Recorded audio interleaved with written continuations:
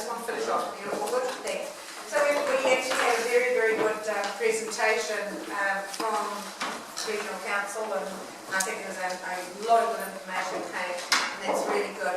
What I want to do now is if I can just get Sharon and Murray perhaps to just come up and give us just a little bit of background about where we're at, where we're pitching, where so far our thinking is, and the submission process, and where we're going.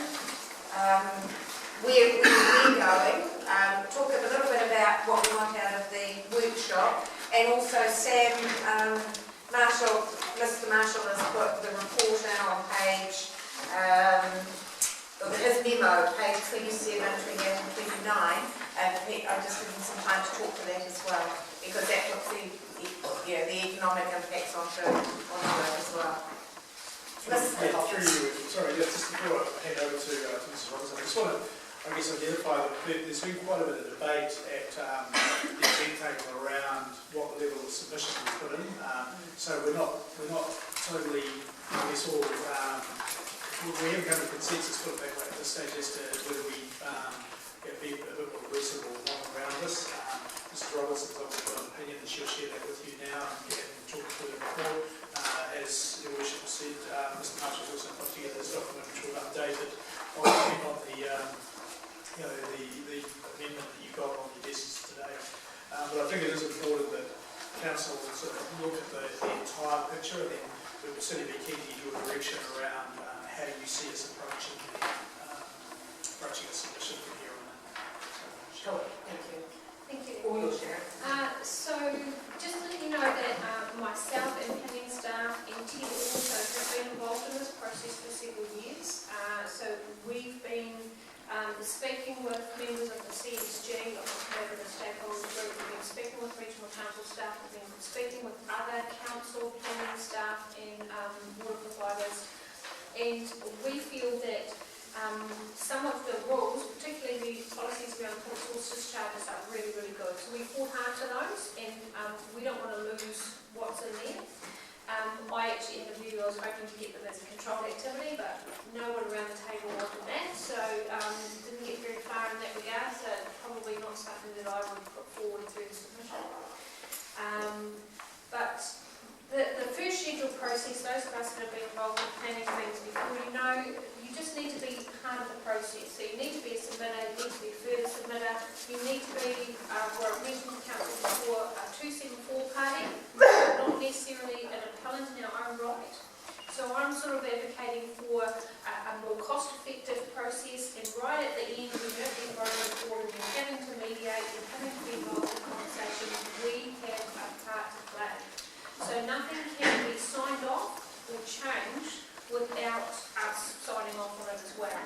So the conversation that I've had around the table and with council previously is not to spend, because we can spend a lot more money than we do with budget, not to spend an exorbitant amount of money challenging the modelling and that sort of thing, because it is national legislation, and my view is where we've landed from a planning perspective, purely planning perspective, it is a pragmatic planning change. It is going to have a huge impact on our district. There's no argument there. We had to go through this process and implement vision and strategy when we did our district plan. So we've already made really big changes in our district plan for the South Auckland district farmers, and they seem to have settled in quite nicely. So that's my view, and based on the scope that we've contracted Murray for, a couple of things we've asked them to look at. How is South Waikato different than the rest of the region? For example, kinlands and forestry rivers. So part of the process that Murray's been able to do is actually talk with those groups of people. I attended the Dairy NZ meeting here in Tokoroa. Murray attended the Tāuru. And the Tokoroa one, they got everybody to stand up, and they said they went through the permitted activity list for the new plan change, and before they even got to the bottom, everybody sat down. None of them needed a resource consent to continue farming. So for me, that was really quite an eye-opener. Yes, it's going to have significant changes, but the information we heard from George Moss, and I think it's a good idea that we do bring George Moss and anybody else that the exec team members think it appropriate to come and talk with the council. His one message was, be careful what you wish for, because dairy got a really good deal out of this plan change and it could have been far worse. In fact, some of the rules in our district plan are stronger than are in this regional plan change. So if council wants to really be against the plan change in whatever form, I think we just need to understand what those risks are. And we do have the opportunity, when all the submissions are summarised, we as a group, the steering committee or whoever's going to do that work with us on staff, we can oppose and support submissions. And that's where we build those alliances, and you can choose individual submission points from those submitters, and then of course it goes through the mediation. And so at each point we'll come back to council, depending on what our budget allows. So currently we've got $50,000 what we set aside for this process, which is in effect paying for Murray, and we'll need to pay for any other additional specialists that you want us to get reports from. And it's unlikely we will be at a stage where we will need legal representation this financial year, but that money was to cover that off as well. So we will need more going forward. Sorry, I just clipped in. We are going to put our own submission in, and with others. Where are you saying that we support our proposal, support others? Other submissions or other... So one of the slides that WRC put up with the first schedule, the first timeline isn't in here. I'll quickly look at it for you. No, it's not on here. So submissions have to be in by March, and then the legal process under the Resource Management Act is to summarise all those submissions. And then they have to advertise the summary of submissions, so everybody sees everybody else's submission. And then if you're a submitter, you can support or oppose some of those submissions. And then obviously then they go, the hearings committee will deliberate the changes. We can be heard on all of those. And then there's the process of issuing a decision, and then we can either appeal, and if we choose not to be an appellant in our own right, because it is a high level of standard to provide evidence to the Environment Court. So if we choose not to do that, not to lead our own appeal, because, for example, there's nothing special about South Waikato District and some of the other conglomerates are doing, some of the other commercial enterprises, we can attach ourselves to those appeals if we were a submitter or further submitter on that topic. And that's where I see that we can get the most bang for our buck and still be involved in the decision making. That was my experience with district plan. Any comments? Just a question to Sharon.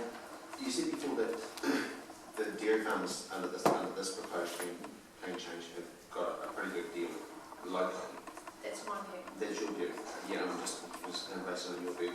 If it goes through as in its totality the way it is, what one then becomes precedent? Our local one that's tougher, or the regional one? So they've both got a part to play, and then we, as a local authority, we have to amend our plan to ensure it's not, what's the terminology, inconsistent. Okay, that was the next So question. if ours is stronger, it's okay. And the example I'm using is fencing. You have to fence somewhere between 5 and 20 metres from a stream or river if you are dairy farming, of conversions only in our district. Under the new regional plan, it's quite flexible, and some of it's only like 3 metres, and they've got years to do it. So, it's those sorts of changes.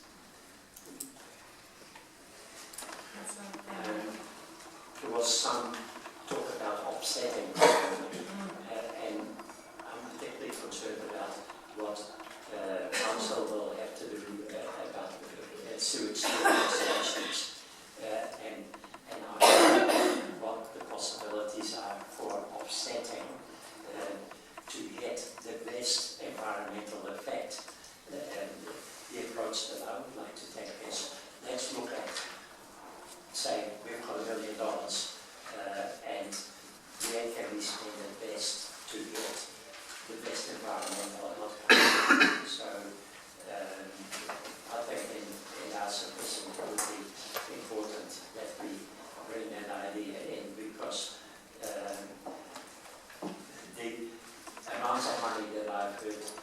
I talk about, just one on my mind. And We're talking about the upgrades of our wastewater treatment plants. Right.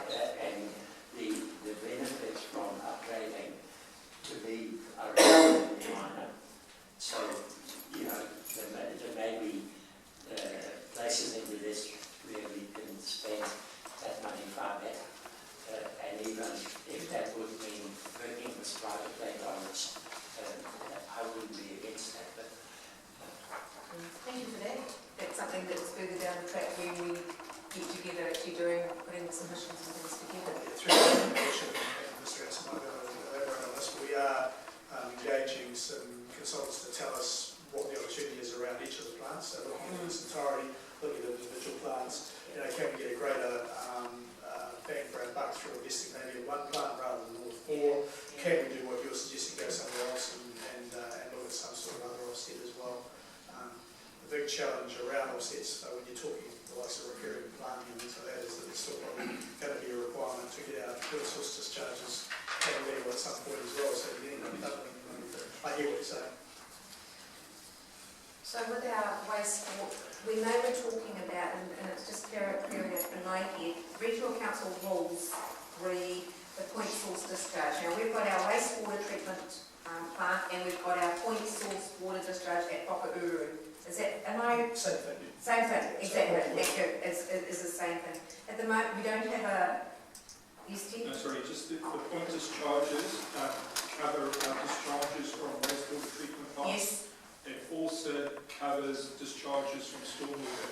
Right. So at the moment the focus is on Wastewater, yeah, that's right. but it is likely that in the next round of the strategy, so in 10 years' time, there will be a lot greater focus on the stormwater in addition to what we're going to achieve from our wastewater.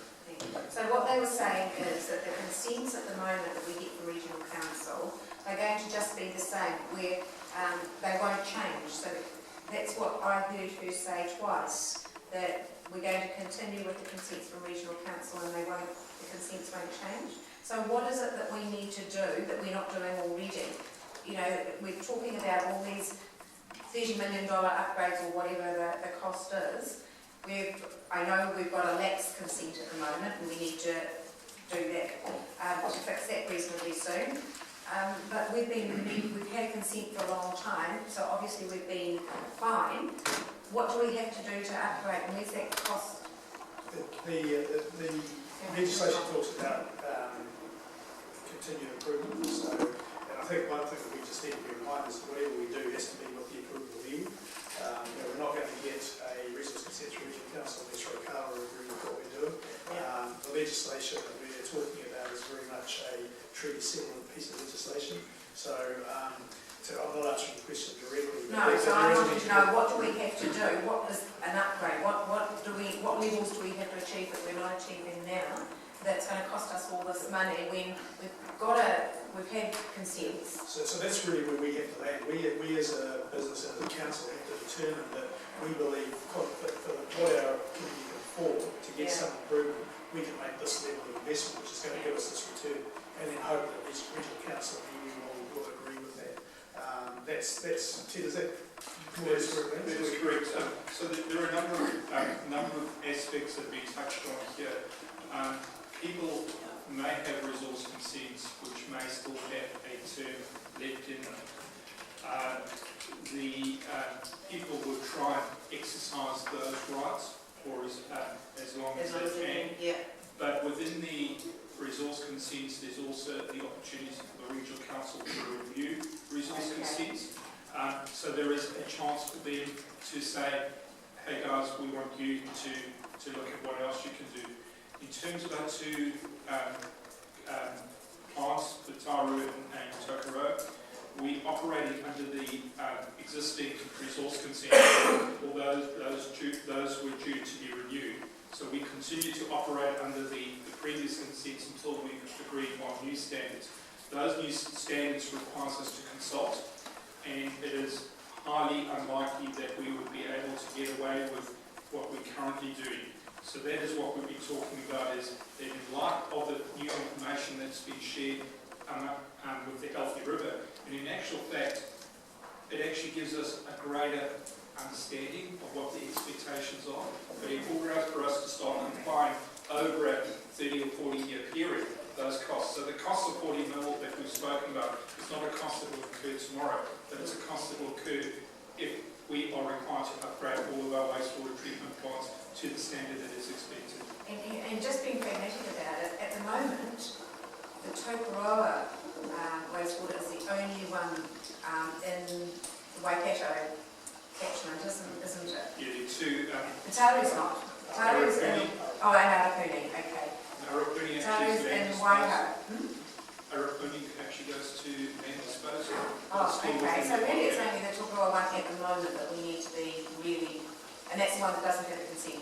Yes, but similarly when we go for the Taru consent, we're going to have to consult, and I think it's naive to think that we would be able to convince iwi and the community and the regional council that what we currently do is sufficient for the future. Yeah. And that with the legislation and the discussions that have occurred on the Healthy River, even though it's not a requirement of the Waikato catchment, It's going to come. you can expect that a similar expectation. Yeah, good. I'm going first and then Sharon. Just the big learning for me when we went for our tour last week was the level of discharge, and you noticed me asking Te Ora technical questions as we're standing on the edge of the river. The entire Tokoroa wastewater treatment plant discharges a similar amount of nitrate to what my farms do. Right?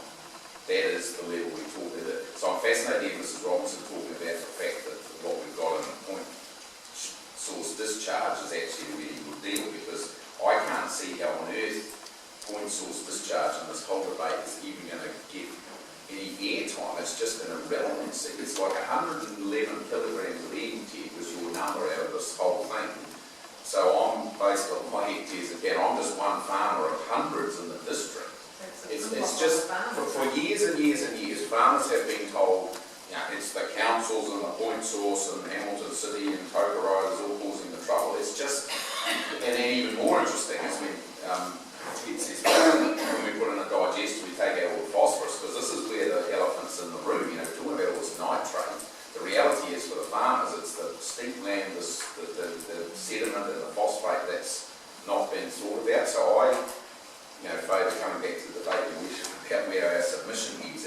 If management, Mrs. Roy, is very comfortable with where our point source stuff has gone to in this Healthy Rivers thing, that's like, let's leave that and move on. I mean, we have to do our plan and get our consent and all the rest of it. But to me, I can't see how, in the debate around tightening up the rules, it is all about agriculture in this district. And even the stats that George Moss quoted at the meeting was that 67% of the nitrate is coming from farming, sort of like 7% or 10 or something, I think it was coming from point source. And if you look at the water purity coming out of that plant that we've got in Tokoroa, it's pretty darn good compared to some of the issues that farmers have to manage with effluent, right? So I am on with you that we should, if we're happy with what we've got out of the point source, which is what you said, then well, let's take that and move on. And in support of Herman's comment, the $40 million doesn't seem to me to be remotely likely to be a reality, but maybe I'm overestimating it. So that's my thoughts. Thank you for that. Are there any other thoughts around the table? Oh, Sharon, please. So you asked the question, the WRC staff members and the rules haven't changed. So, sorry. Yeah, thank you. Nothing had changed, but what you said, the rules for point source discharge consent haven't changed. But what has been included in this plan change is some clear guidance in the policies on how to interpret the vision and strategy. So what does it mean now for a consent application to prove that we're moving towards swimmable and fishable water?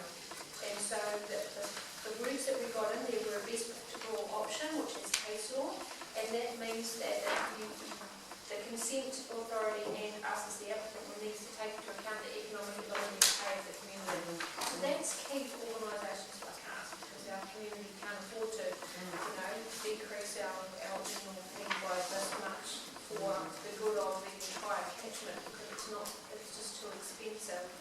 And also the other thing that was mentioned was getting a longer term consent, so you only have to do this, you know. So Over 25 previously it's years. only 15 or 20 that don't get long consents. Now point sources are also including the OGs and all the Fonterra plants. So it's all of those large industrial people that this impacts, so you know, and those are our key stakeholders as well. So it means that there's an opportunity that we may get the max, which is I think 35 under the resource management Act. So that policy gives instruction to staff going forward from the regional council that they can give extended consents.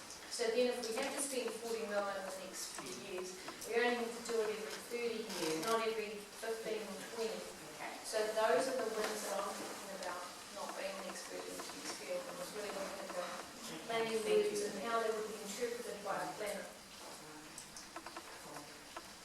So what partly why we came back to this discussion is where we wanted to pitch our going forward. Mrs. Robinson has explained to you where staff have been pitching where our contribution and where we've been working up to now. So are you all happy with that? Just keeping a watching brief, going in and supporting the others' submissions, and then if it gets to the Environment Court, then we can go, or an appeal court or whatever, we can go in and do our work there. I don't think I've explained it all that well. Tara, you can explain it better, all right? But that's the general gist of it. Yes, and I think if we're spending money on our priority plant, probably it was pointed out the other day, the second digester would be pretty high on the list of priorities, which would give the operators of the plant more flexibility in the way they deal with the solids of the undigestibles. So that is tricky, so that is what we're looking to ascertain through the report that we've done around all those various options, and what we should be doing now, what we should be doing later, and what the wins are. Yes, I do. First of all, Mr. Cavell, have you got anything that you want to say or add to particularly? We are going to workshop this, and so we'll just sort of do a bit of a roundup, and I'll get Mr. Marshall to talk, which we'll get you back to, please. Only briefly. Yeah, thank you.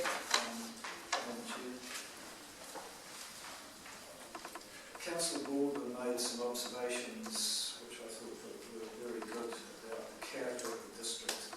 And I think the workshop, if there is to be one, could usefully explore, I guess I've just written down the balance sheet. So what are the wins, what are the potential costs, and do we as a community understand the rural approach clearly enough? And I'm speaking to you as an expert, but not actively involved in this plan change. And the rules are a challenge to understand and to apply and to administer, and for this council to understand its relationship with this new planning regime going forward. So I think a workshop, and George Moss has been mentioned, having listened to him speak in Waikato the other night, and I understand he's local, if that workshop was to involve him, then I would think we should get a good measure of the subtleties that sit behind some of these rules, and the real implications, both good and bad, and potentially good and potentially bad, that may be faced by the district going forward. So, and that would help me and help you either draft or support the content of the submission, which is really what Mr. Robinson's saying as well. I think there's a general level of comfort, thank you for that. I think there's a general level of comfort from what I hear from what Mrs. Robinson said around the table, that that's the way we're going to progress it. Good. That's giving you a steer for that. Thank you very much, appreciate that. Right, well, all good? All done? Thank you. Yes, Sam? Sam? Thank you. Mr. Marshall. And this is the memo on page 27. Mr. Marshall's just going to come and just talk about the economic impacts of the proposed plan change. Thank you, Worship. So, part of the, assessment of the impact of the Telstra Rivers plan change, one is to try and get an understanding of economic impacts, potentially the social impacts as well, and what are the characteristics of our community that could be impacted on by this plan change. So what I did in a fairly compact timeframe, and that actually led to me making an error in your report or memo on page 27. I've actually given you, in the section that talks about potential economic impacts on page 28, this is a summary of the Upper Waikato FMU. All I need to say there is that's actually the figures for the Waikato region. And are they annual?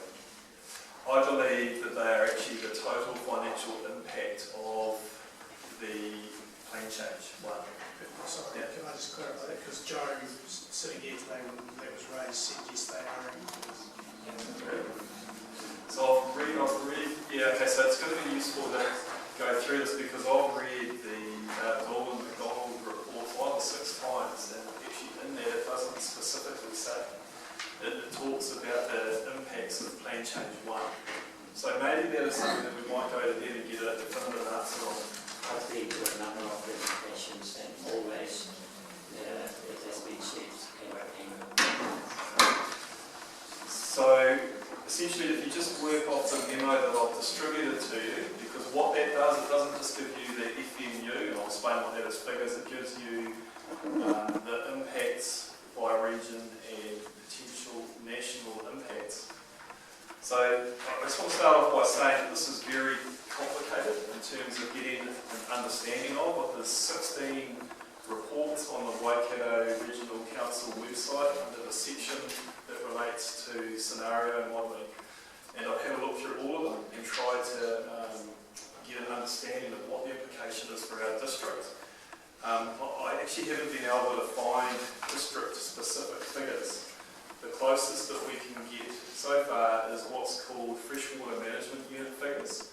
So the whole catchment has been divided up into 4 or 5 freshwater management units. Now the South Waikato district, we sit within what's known as the Upper Waikato FMU. So these are all sort of terms that I believe it's important to understand, because they're quite critical in terms of being able to get a feel for the impacts and opportunities of the plan change. So the Upper Waikato FMU is from the control gates at Taupo down to Lake Karapiro. So we're within that. So my memo talks about impacts, economic impacts based on the Upper Waikato FMU. That's not just our district, it's actually a wider area than just our district. Okay. I want to just keep in my comments in my memo and say that this is not a comprehensive economic assessment. It's based on the work that was prepared for the collaborative stakeholder group and the technical alliance, i.e. the groups that were preparing the plan change. I do believe, and part of what I'll talk about is there are opportunities for us to potentially look at some specific work around these economic impacts.